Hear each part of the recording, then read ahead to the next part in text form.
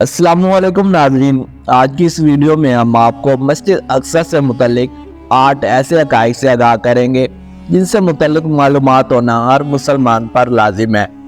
ناظرین، ان حقائق کو جاننے کے بعد آپ کو حقیقت میں اس بات کا اندازہ ہو جائے گا کہ کیوں مسجد اقصی مسلمانوں کے لیے اتنی اہم ہے، اور یہ بھی کہ کیوں فلسطین کے مسلمان مسجد اقصی کے لیے اپنی جانوں کے نذرانے پیش کر رہے ہیں۔ ناظرین، مسجد اقصی ایک بہت تاریخی مسجد ہے اور اس کی جڑیں اس دنیا میں بہت پرانی ہیں۔ ناظرین، اب ہم آپ کے سامنے مسجد اقصی سے متعلق ان 8 حقائق کو رکھیں گے۔ ان میں سے پہلا یہ کہ در حقیقت مسجد اقصی صرف ایک مسجد نہیں ہے، اس سائٹ پر متعدد مساجد ہیں جنہیں ہم مسجد اقصی کے نام سے جانتے ہیں۔ ہم مسجد اقصی کو مسجد کے جنوبی کونے میں واقع عمارت کے طور پر سمجھتے ہیں۔ در حقیقت وہ قبلی مسجد ہے، اس لیے کہا جاتا ہے کہ یہ قبلہ کے سب سے قریب ہے۔ پورے کمپلیکس کو بابرکت مسجد الاقصی کے نام سے جانا جاتا ہے۔ اس کے علاوہ ناظرین، اسے الحرم شریف بھی کہا جاتا ہے، اس لیے کہا جاتا ہے کہ یہ قبلہ کے سب سے قریب ہے۔ پورے کمپلیکس کو بابرکت مسجد الاقصی کے نام سے جانا جاتا ہے۔ اس کے علاوہ ناظرین، اسے الحرم شریف بھی کہا جاتا ہے۔ دوسرا اہم نقطہ یہ کہ ناظرین، مسجد اقصی کا ذکر قرآن پاک میں موجود ہے۔ در حقیقت کعبہ اور مسجد اقصی صرف 2 مسجدیں ہیں جن کا قرآن پاک میں ذکر کیا گیا ہے، اور یہاں تک کہ جب اللہ تعالیٰ رات کے سفر اور معراج کے بارے میں بات کرتا ہے تو ان کے ساتھ ساتھ مسجد اقصی کا حوالہ بھی موجود ہے۔ قرآن پاک میں اللہ تعالیٰ فرماتا ہے، پاک ہے وہ جو اپنے بندے کو راتوں رات مسجد حرام سے مسجد اقصی تک لے گیا، جس کے احترام میں ہم نے برکتیں رکھی ہیں تاکہ اسے اپنی نشانیاں دکھائے۔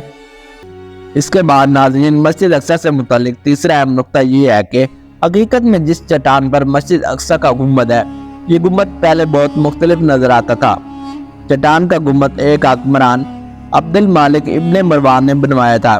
یہ اصل میں لکڑی کا تھا جس میں پتل یا سیسہ موجود تھا۔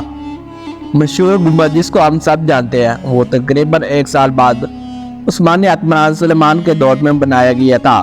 عمارت کے اگلے حصے میں عثمانی ٹائلوں کے ساتھ گنبد میں سونے کے مخصوص تانبا شامل کی گئی تھی۔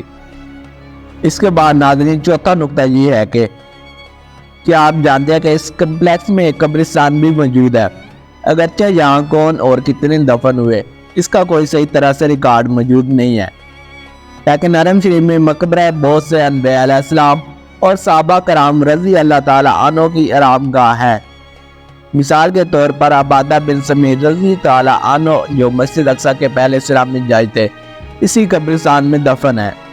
مکہ مکرمہ اور مدینہ منورہ کے 2 مشہور قبرستانوں کے بعد یہ اسلامی دنیا کا تیسرا سب سے نمایاں قبرستان ہے، کیونکہ یہاں پر مسلم شخصیات دفن ہیں جو کہ اسلامی تاریخ کا بہت اہم حصہ ہے۔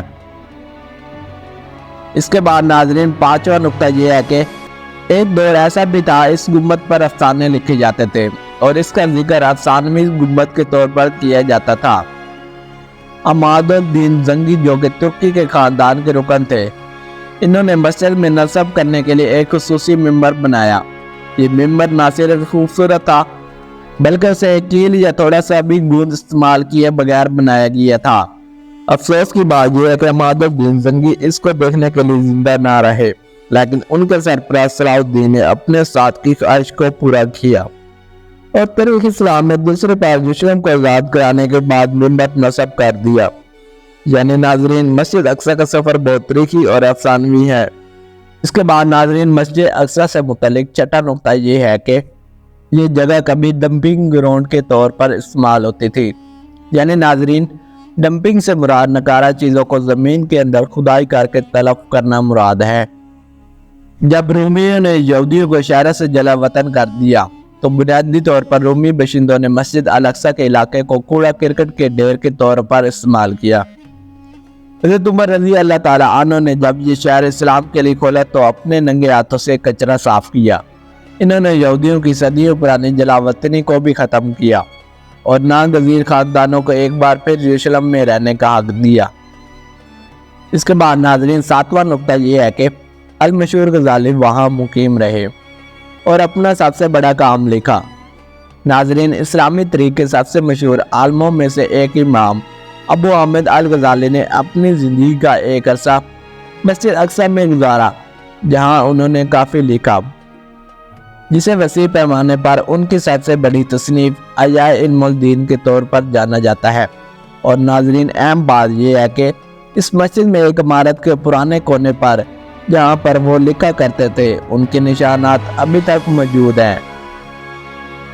اس کے بعد ناظرین، 8واں نقطہ یہ ہے کہ آپ جانتے ہیں کہ مسجد اقصی کو جلا دیا گیا تھا۔ ناظرین، سن 1969 میں پوری کی پوری مسجد کو جلا دیا گیا۔ اس کے بعد مسجد کو دوبارہ تعمیر کیا گیا، لیکن ماضی قریب کا یہ واقعہ اس بات کو ظاہر کرتا ہے کہ اسلام میں تیسرے مقدس ترین مقام کی دیکھ بھال کرنا کتنا ضروری ہے۔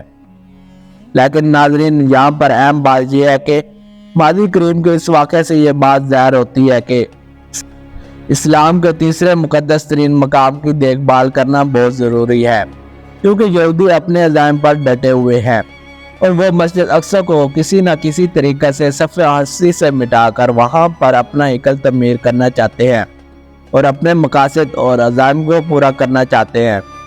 ناظرین، یہ بات تو طے ہے، مسجد اقصی مسلمانوں کے لیے بہت ہی اہم اور تاریخی اور مذہبی اہمیت کی حامل ایک جگہ ہے، جس کو مسلمان بہت ہی متبرک اور مقدس سمجھتے ہیں، کیونکہ یہ مسلمانوں کا قبلہ اول رہا ہے اور اس کی جگہ مسلمانوں کے لیے خانہ کعبہ سے بالکل بھی کم نہیں ہے۔ امید ہے آپ کو یہ ویڈیو پسند آئی ہوگی۔ چینل کو لازمی سبسکرائب کیجئے۔ ملتے ہیں ایک اور ویڈیو کے ساتھ، تب تک کے لیے اللہ حافظ۔